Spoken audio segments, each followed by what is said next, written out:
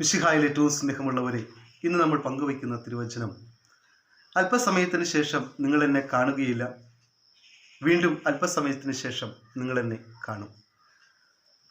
യേശു ശിഷ്യന്മാരോട് പറയുന്ന മനോഹരമായ ഒരു തിരുവചനമാണ് ഇത്.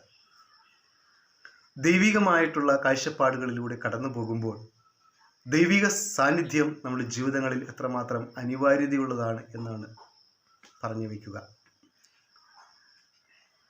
ശിഷ്യന്മാരുടെ ആഗ്രഹമെന്ന് പറയുന്നത് എപ്പോഴും യേശുവിനോടൊപ്പം ആയിരിക്കുക എന്നുള്ളതാണ്. എന്നാൽ പീഡാനുഭവത്തോടെയും കുരിശുമരണത്തോടെയും ഈശോ ശിഷ്യന്മാരിൽ നിന്നും മാറ്റപ്പെടുന്ന ആ ഒരു സമയം, അതിനെ അഭിമുഖീകരിക്കുന്നതിന് വേണ്ടി ശിഷ്യന്മാരെ ഒരുക്കുക കൂടി ചെയ്യുന്ന വചനമാണ് നമ്മളിന്ന് കേട്ടത്.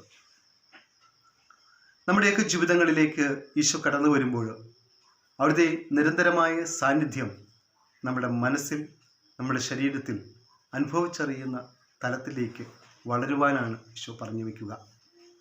ഉത്ഥാനത്തിന് ശേഷം തൻ്റെ പരിശുദ്ധാത്മാവിനെ നമ്മൾക്ക് നൽകിക്കൊണ്ട് ദൈവത്തിൻ്റെ നിറസാന്നിധ്യം എപ്പോഴും നമ്മോടൊപ്പം ആയിരിക്കുന്നു. ആ ഒരു വചനം കൂടി ഇന്നത്തെ വചനത്തോട് ഒപ്പം ഈശോ ചേർത്ത് വയ്ക്കുകയാണ്. നിങ്ങൾ ചോദിക്കുവിൻ, നിങ്ങൾക്ക് ലഭിക്കും. അങ്ങനെ ലഭിക്കുക വഴി നിങ്ങളുടെ സന്തോഷം പൂർത്തീകരിക്കപ്പെടും.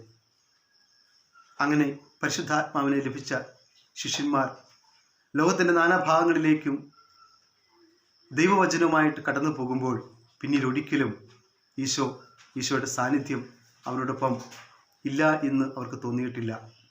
അവിടുത്തെ നിരന്തരമായ സാന്നിധ്യവും പരിശുദ്ധാത്മാവിൻ്റെ വലിയ പ്രവർത്തനങ്ങളും ദൂരങ്ങളും കാതങ്ങളും താണ്ടുമ്പോഴും സഹനങ്ങളിലും